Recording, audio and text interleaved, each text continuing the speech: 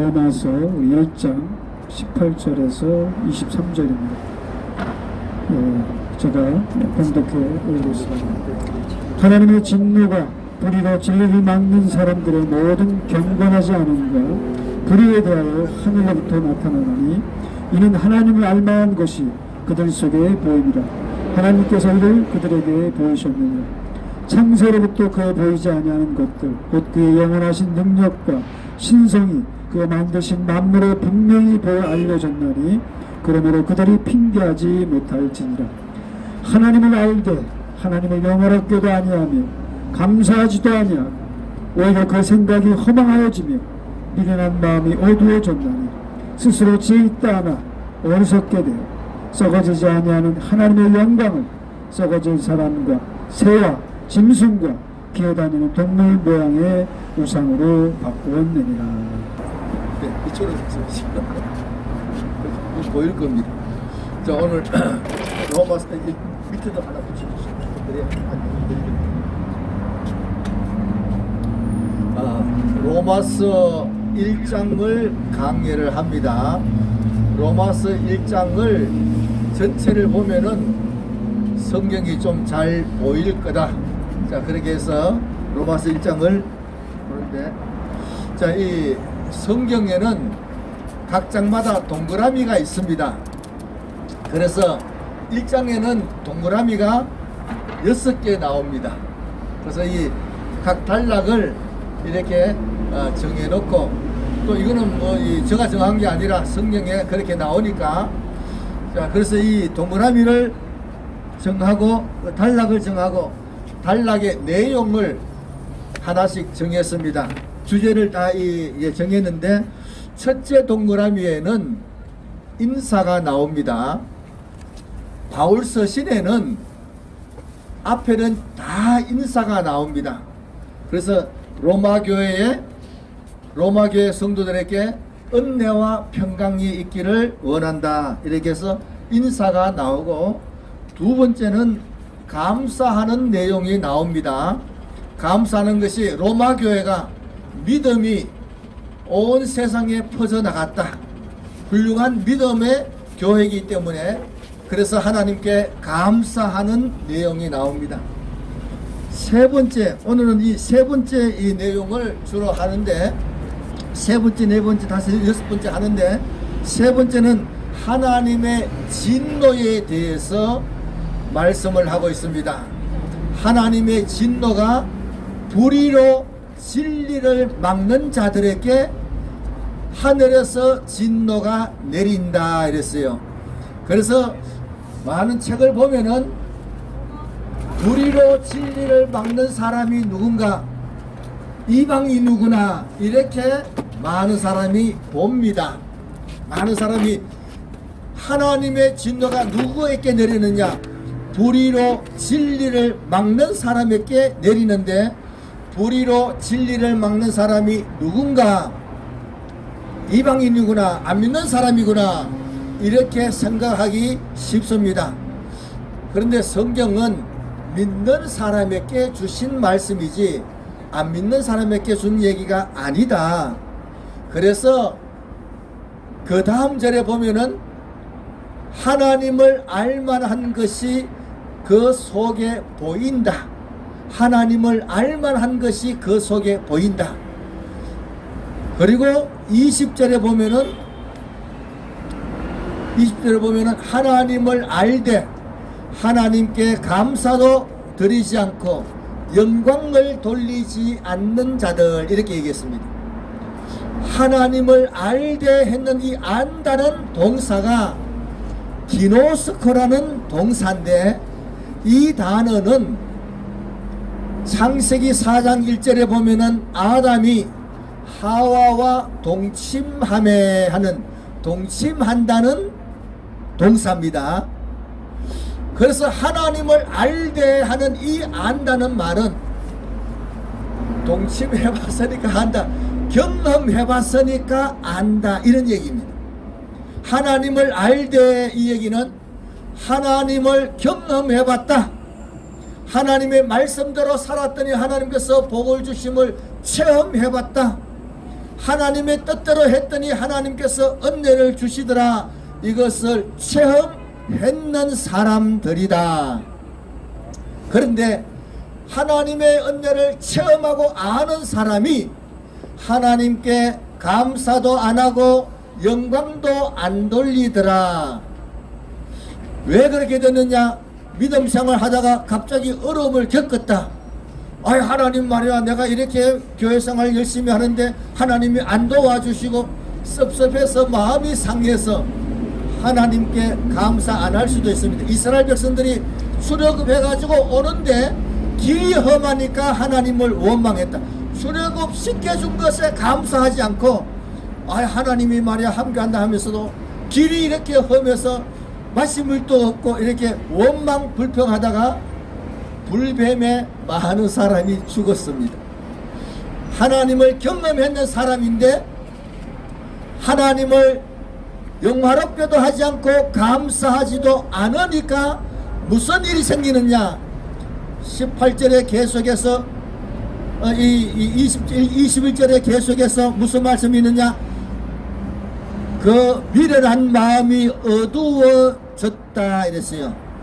미련한 마음이 어두워졌다. 미련한 이런 단어에는 학식이 없는 이런 뜻이 있습니다. 그래서 성경 지식이 없는, 하나님에 대한 지식이 없는 마음이 어두워졌다. 어두워졌다는 수동태로 되어 있어요. 마음이 어두워지니까 생각하는 것이 아무 생각이 안 나는 거예요. 마음이 어두워지니까 좋은 생각이 안 나오는 거예요. 마음이 어두워지니까 어떻게 해야 될지 모르겠고, 그러니까 원망 불평만 하게 된다. 그리고 또한 그 생각이 허망하여졌다 이랬어요.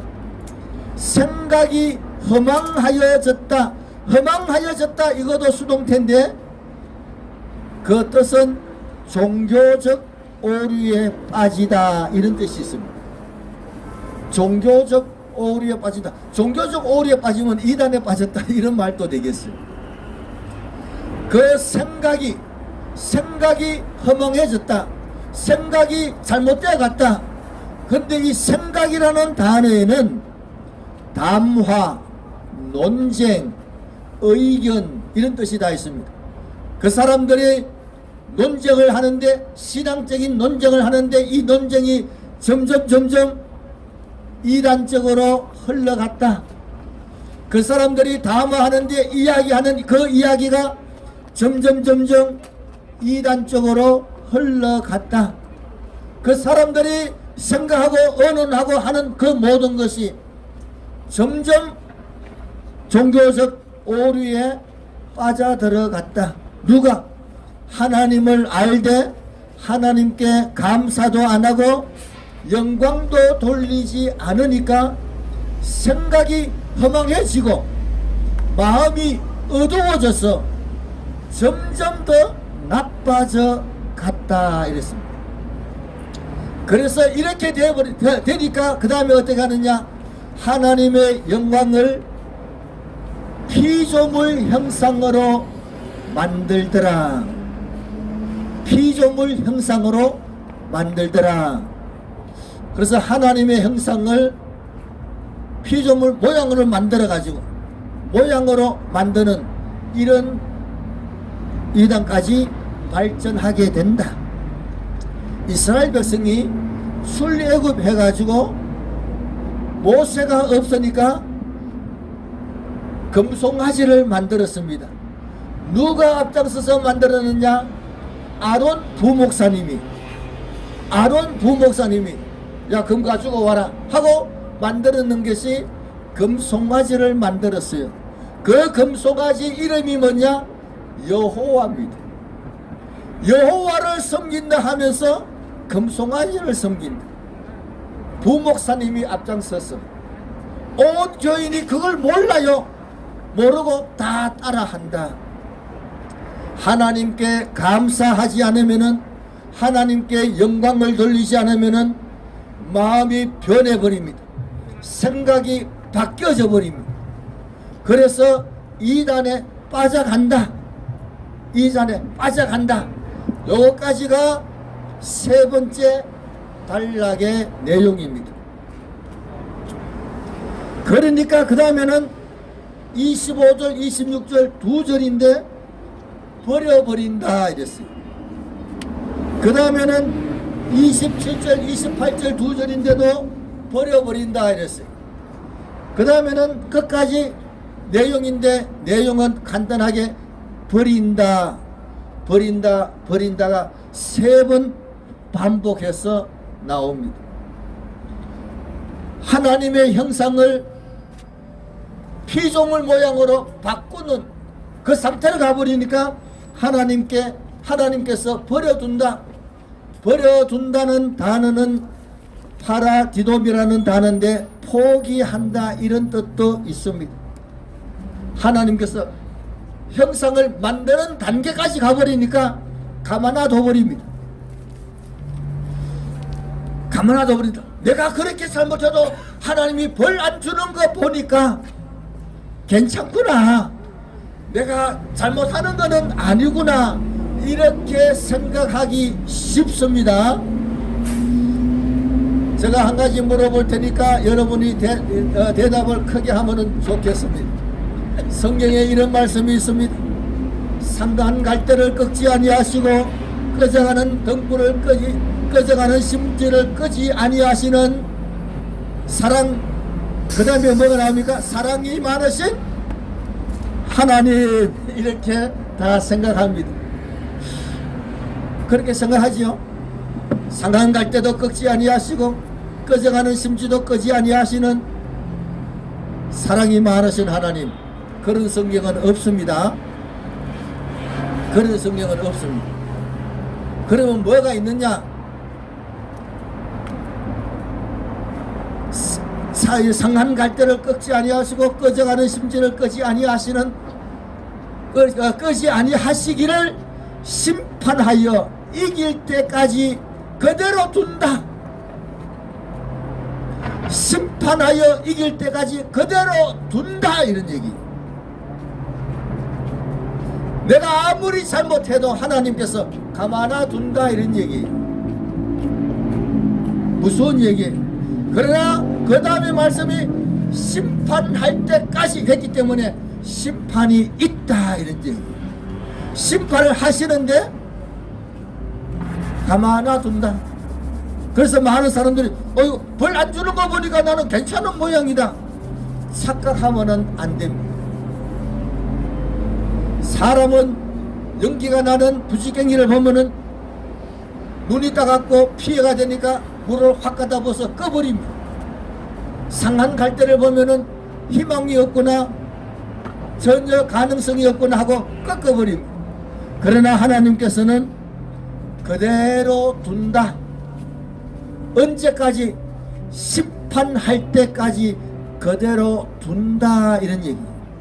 성경을 마태복음 12장 20절을 보세요. 그렇게 되어 있지. 그 뒷부분은 아무도 몰라요. 심판하여 이길 때까지 그거는 모른다. 그러고 모르고 뭘만 생각하느냐? 사랑이 많으신 하나님. 이렇게 안다. 잘못하고 형상을 바꾸는데도 하나님이 가만 놔둬버리신다. 그러나 심판하십니다. 왜냐?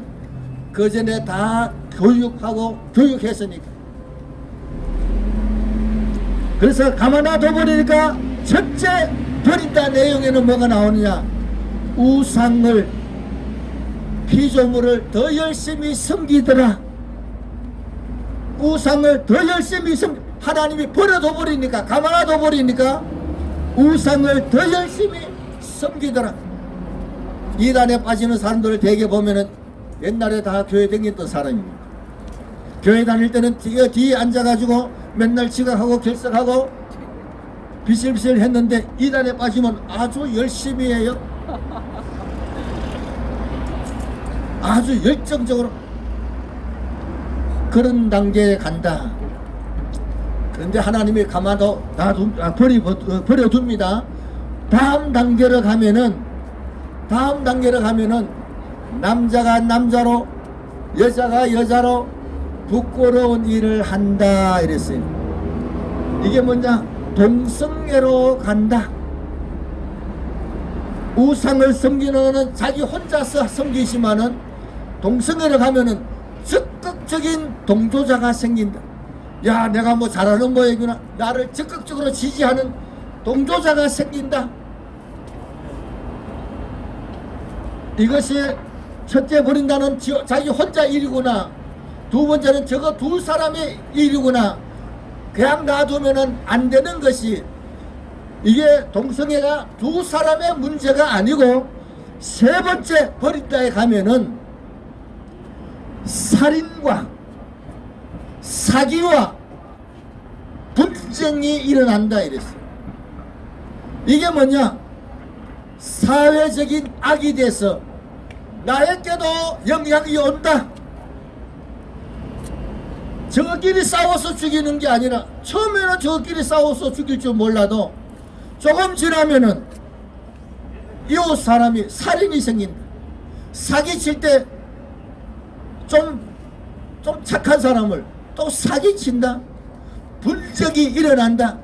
그래서 다음 단계로 가면은 사회악이 되어서 평민들에게, 모든 선량한 사람에게 나쁜 영향을 준다는 사실을 알아야 됩니다. 정황 목사님이 전에 그런 얘기 하시더라고요. AI한테 물어봤더니 세상이 어떻게 돌아가느냐? 성경대로 돌아간다. 성경이 뭐라고 얘기하느냐? 우상을 섬기고 동성애로 가면은 그 다음에는 사회악으로 간다. 사회악으로 간다. 이걸 알고 정치해야 될 거 아니에요. 이걸 알고 이거 좀 앞에서 리드해야 될 거 아니에요.